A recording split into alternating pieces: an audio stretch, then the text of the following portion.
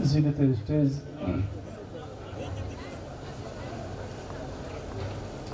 مصباح الفقہ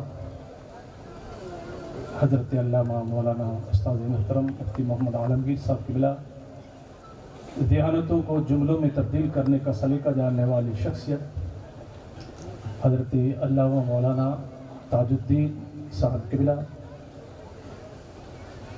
میرے کرم فرما حضرت علامہ مولانا محمد قاسم صاحب ملکش، حضرت علامہ مولانا ایوب صاحب، دیگر علماء اکرام، سادات اکرام، السلام علیکم ورحمۃ اللہ وبرکاتہ۔ نحمدہ ونصلی علی رسولہ الکریم، اما بعد، اعوذ باللہ من الشیطان الرجیم، بسم اللہ الرحمن الرحیم۔ وَأَمَّا مَنْ ثَقُلَتْ مَوَازِينُهُ فَهُوَ فِي عِيشَةٍ رَاضِيَةٍ وَأَمَّا مَنْ خَفَّتْ مَوَازِينُهُ فَأُمُّهُ هَاوِيَةٌ وَمَا أَدْرَاكَ مَا هِيَ نَارٌ حَامِيَةٌ صدق اللہم العظیم وصدق رسولہ النبی الامین الکریم ونحن علی ذلک لمن الشاہدین والشاکرین والذاکرین والحمد للہ رب العالمین۔ درود پاک پڑھیں، اللہم صلی علی سیدنا و شفینا حبیبنا و مولانا محمد علیہ وسلم، صلی علیہ الصلاۃ والسلام یا رسول اللہ صلی اللہ تعالی علیہ وسلم۔ نبی کا نام جب میرے لبوں پر رقص کرتا ہے، لہو بھی میری شریانوں کے اندر رقص کرتا ہے۔ آپ بولیں، آپ بھی بولیں، جو بولتا ہے اللہ اس کے مقدر کو کھولتا ہے۔ آپ بولتے رہیں، نبی کا نام جب میرے لبوں پر رقص کرتا ہے، لہو بھی میری شریانوں کے اندر رقص کرتا ہے۔ وہ صحراؤں میں بھی پلا دیتے ہیں پانی پیاسوں کو، ان کی تو انگلیوں میں بھی سمندر رقص کرتا ہے۔ حضرات، یہ علماء کرام کا یہ حسن زن ہے کہ مجھے موقع دیا، ورنہ میں اس لائق نہیں۔ میرے اساتذہ اکرام، مجھ سے بڑے جو علماء اکرام بھی بیٹھے ہوئے ہیں، ان کا جو ہے ہم سب کو خطاب سننا ہے۔ تھوڑی دیر کے لیے میں حاضر اللہ کی بارگاہ میں دعا ہے کہ رب تبارک و تعالیٰ مجھے حق بولنے اور آپ کو حق پر عمل کرنے کی توفیق بخشے۔ دیکھیے، کوئی بھی جب بھی آپ تقریر سنتے ہیں تو کم سے کم 10-15 منٹ جو بھی عالم بولتا ہے آپ غور سے سنیے۔ میں 2-3 باتیں آپ کے سامنے رکھوں گا اور انشاءاللہ تبارک و تعالیٰ میں اپنی جگہ لے لوں گا۔ پہلی بات تو یہ ہے کہ جلسہ اسے کہتے ہیں کہ اس میں آنے والوں کی اعتقادی، فکری اور عملی تربیت کی جا سکے، کہ جس سے لوگ سیکھ سکیں اور سمجھ سکیں۔ جس جلسے سے کوئی لوگ سیکھ نہ سکیں، سمجھ نہ سکیں، وہ ایک جلسہ نہیں ہوتا ہے، وہ ایک طرح کی بھیڑ ہوتی ہے۔ جلسہ اسے کہتے ہیں کہ آنے والے لوگ اس نیت کے ساتھ آئے کہ ہم حضور کا دین سیکھنے جا رہے ہیں، اور اس میں خطاب کرنے والے، بولنے والے، تقریر کرنے والے اس نیت کے ساتھ کہ ہم حضور کا پیغام حضور کی امت تک پہنچانے جا رہے ہیں۔ انشاءاللہ آپ کو سننے بھی مزہ آئے گا اور سنانے بھی مزہ آئے گا۔ ہم نے ہزاروں تقریریں سنی، لیکن ہم میں بدلاؤ کیا آیا؟ ہم نے ہزاروں خرچے کر دیے، ہم میں چینجنگ کیا ہے؟ یہ چیز ہم کو دیکھنی ہے۔ ہم ایک جلسے کے بعد میں ہم کتنے نمازی پڑھے، ایک جلسے کے بعد میں ہم نے کتنا جھوٹ چھوڑا، ایک جلسے کے بعد میں ہم نے کتنے لوگوں کا سمجھوتا کرایا، ایک جلسہ ختم ہونے کے بعد میں ہم کتنے لوگوں کو جوڑا ہے، ایک جلسہ ختم ہونے کے بعد میں ہم کتنے نمازی بنے ہیں، ایک جلسہ ختم ہونے کے بعد میں ہمارے دل کتنے صاف ہوئے ہیں۔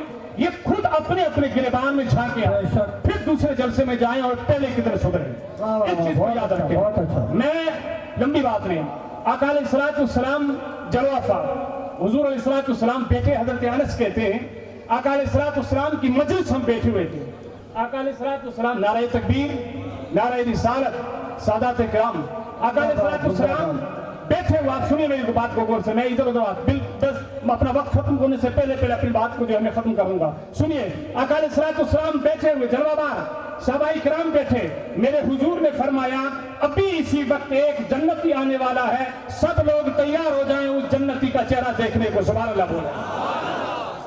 حضرت انس کہتے ہیں اتنا کہنا تھا، ہم مسجد نبوی میں بیٹھے ہوئے تھے، جہاں بیٹھے ہوئے تھے، دروازہ کھلا، ایک شخص آیا، بزرگ اور ایک دم دیہاتی آدمی، گاؤں کا لگتا تھا، اور آ کر کے بیٹھ گیا۔ جلسہ ختم ہو گیا، وہ چلا گیا، ہم بکھر گئے، حضور کی مجلس ختم ہو گئی، لوگ بھی چلے۔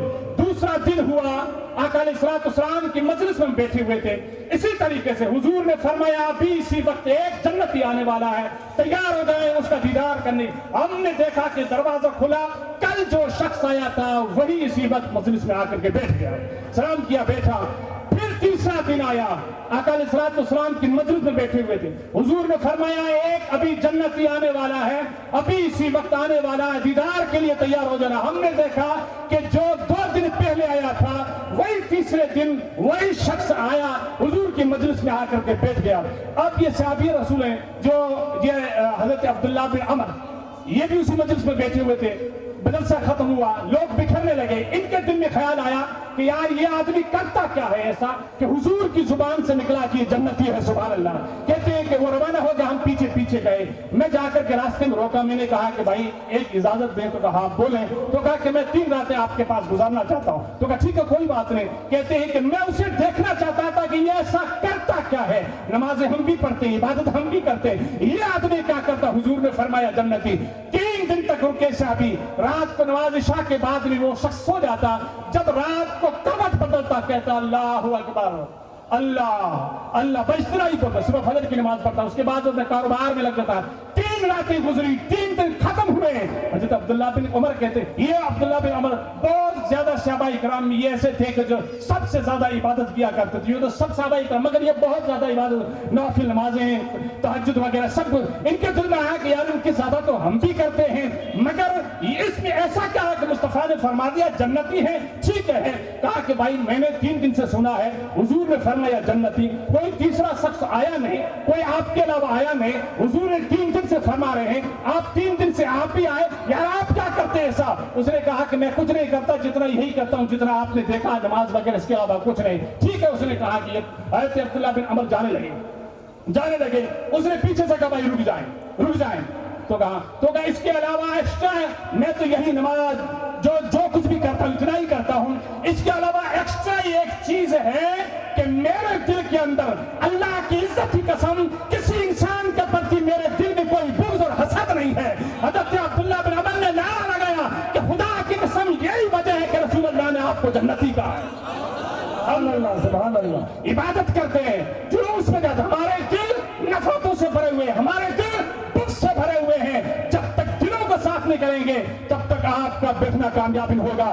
دلوں کو صاف کر ہم اپنے گریبان اٹھا کے کہ ہم دوسروں کے لوگوں کی پنچایتیاں کرتے ہیں کہ وہ راضی ہو جائیں، مگر ہمارے گھر کے لوگ ہم سے ہی ناراض ہوتے ہیں، ہم پہلے گھر میں منائے۔ میرے آقا ارشاد فرماتے ہیں، جس کے راوی حضرت انس ہے، کہتے ہیں میرے رسول اللہ نے فرمایا قیامت کے دن ایک منادی دینے والا آواز دے گا کہ وہ لوگ کھڑے ہو جائیں جن کا ذمہ، جن کا اجر اللہ کے ذمہ کرم پر ہے، تو وہ لوگ کھڑے ہو جائیں کہ جنہوں نے اپنے بھائیوں کو معاف کیا ہوگا۔ وہ لوگ کھڑے ہوں گے جنہوں نے اپنے بھائی کو معاف کیا ہوگا۔ اللہ فرماتا ہے فمن نفع فاجر اللہ، فمن نفع واصلح فاجر اللہ۔ اللہ فرماتا ہے جس نے معاف کیا اور اصلاح کی اس کا اجر اللہ کے ذمہ کرم پر ہے۔ اسی لیے ہم اپنے جام مجلس میں بیٹھے دوسروں کی باتیں کرنے کے بجائے ہم دین کی بات کریں، اور یہی صحابہ کرام کا طریقہ بھی رہا ہے۔ یہی صحابہ، حضرت ابو ہریرہ کے پاس لوگ جمع ہونا رہتا تھا، ہر دم بھیڑ رہتی تھی، تو کسی نے پوچھا کہ ابو ہریرہ آپ ایسی شہد کیا لگاتے ہیں، ایسی کیا مٹھاس لے کے بیٹھتے ہیں کہ لوگ آپ کے گرد جمع رہتے ہیں؟ تو کہتے ہیں کہ آج اے میرے نبی کے دیوانے، میں جہاں بیٹھتا ہوں نہ شہد لگاتا ہوں، نہ اپنی بات کرتا ہوں، نہ اپنے قبیلے کی بات کرتا ہوں، نہ اپنے خاندان کی بات کرتا ہوں، نہ اپنے گنڈے کے خاندان کی بات کرتا ہوں، میں جہاں بیٹھتا ہوں، جس جگہ بیٹھتا ہوں، مصطفیٰ مدینے والے کی بات کرتا ہوں، نبی کی بات کرتا ہوں، امام الانبیاء کی بات کرتا ہوں، دین کی بات کرتا ہوں، دین کی بات۔ بے شک علم و ادب کے سارے خزانے گزر گئے، کیا وہ لوگ تھے جو پرانے گزر گئے؟ باقی ہے فقط آدمی کی بھیڑ زمین پر، انسان کو مرے ہوئے تو زمانے گزر گئے۔ اس لیے مسلمانوں اچھے کام کریں۔ آخری بات میں اپنی بات کو ختم کرنے کے لیے، مجھے پتا ہے کہ میرا بھی ٹائم کم سے کم 10 منٹ کا تو ہو گئی، تو میرے جو ہے 5 منٹ ہو گئے ہیں۔ میں آپ سے گزارش کرتا ہوں مسلمانوں، لمبی بات تو نہیں کروں، میں آپ سے گزارش کرتا ہوں دین کی خدمت کریں آپ۔ یہ مولانا صاحب نے جو ہے ماشاءاللہ آپ کی ہمتوں پر اتنا بڑا کام کیا، اور اس بات کو بھی یاد رکھیں جو لوگ دین کا کام کریں یا آپ دین میں رہیں یا پھر دین میں آپ خرچہ کریں یا پیسہ خرچہ کریں، آپ یہ نہ کریں کہ ہم جو ہے اللہ کے دین پر احسان کریں، نہیں، ارے رب نے تمہیں اس قابل بنایا ہے کہ اب تبارک و تعالیٰ نے تمہارے رزق جو ہے تمہاری دولت کو اللہ نے اپنے دین کے راستے میں قبول فرما دیا، لوگوں کے راستے میں دیا اللہ، ورنہ وہ ذات اتنی بڑی ہے، وہ ذات جو کن کہہ کر زمین و آسمان کو عدم سے وجود بخش سکتی ہے، وہ تمہارے اور ہمارے علاوہ کسی اور کو بھی اس دین کا اہل، اس کا چیز کا اہل بنا سکتی ہے۔ وہ ذات اتنی بے نیاز، وہ بااختیار ہے، اگر چاہے تو ابو جہل اور ابو لہب جیسے قریشی سرداروں کو اپنی بارگاہ سے بے دین کر کے نکال دے۔ وہ ذات اتنی بے نیاز، وہ بااختیار ہے، چاہے تو حبشہ سے حضرت بلال حبشی کو اٹھا کر کے امت کا سردار بنا دے۔ وہ ذات اتنی بے نیاز، وہ بااختیار ہے کہ اپنا گھر اور اپنا دین کی حفاظت کرانے پر آئے تو ابابیل جیسے معمولی پرندوں سے یہ کام لے لے کہ ان کی چونچوں سے پتھر کی ٹکیاں گرا کر کے لشکر کفار کے ہاتھیوں کو تباہ و برباد کر دے۔ مقدر بانٹنے والا مقدر بانٹ دیتا ہے، کبھی دریا کبھی سمندر پورا بانٹ دیتا ہے۔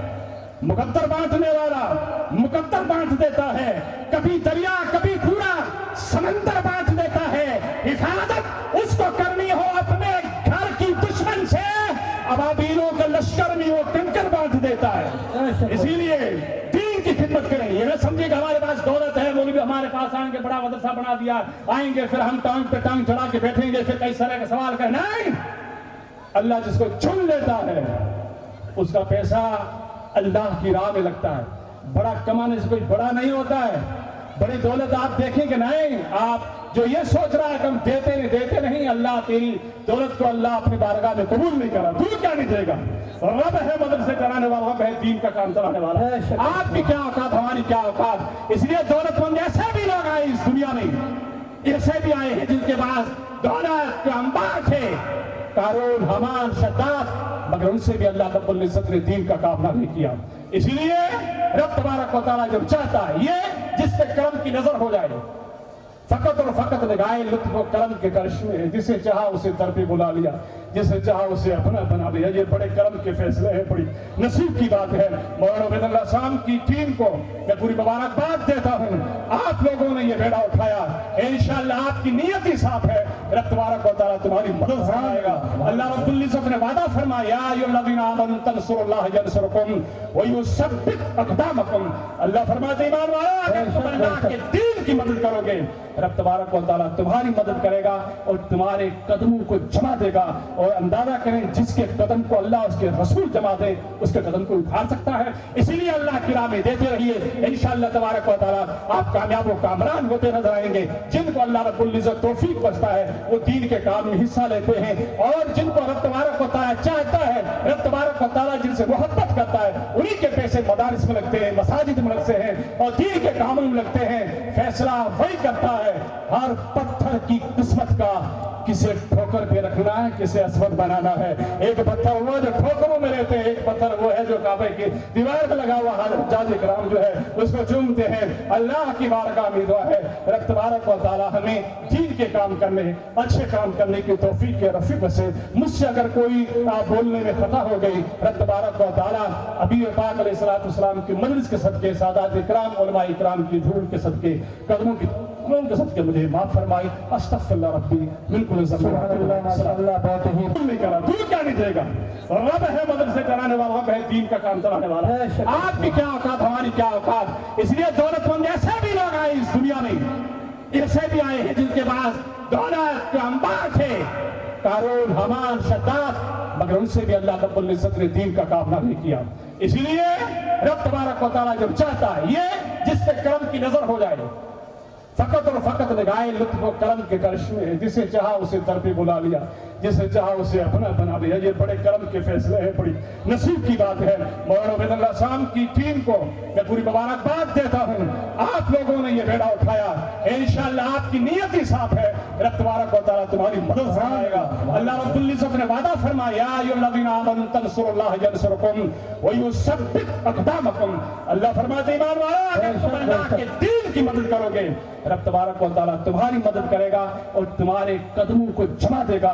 اور اندازہ کریں، جس کے قدم کو اللہ اس کے رسول جما دے، اس کے قدم کو اٹھا سکتا ہے۔ اسی لیے اللہ کی راہ میں دیتے رہیے، انشاءاللہ تبارک و تعالیٰ آپ کامیاب و کامران قربان ہوتے نظر آئیں گے. جن کو اللہ رب العزت توفیق بخشتا ہے وہ دین کے کام میں حصہ لیتے ہیں, اور جن کو رب تبارک و تعالیٰ چاہتا ہے, رب تبارک و تعالیٰ جن سے محبت کرتا ہے, انہی کے پیسے مدارس میں لگتے ہیں, مساجد میں لگتے ہیں اور دین کے کاموں میں لگتے ہیں. فیصلہ وہی کرتا ہے ہر پتھر کی قسمت کا, کسے ٹھوکر پہ رکھنا ہے, کسے عصمت بنانا ہے.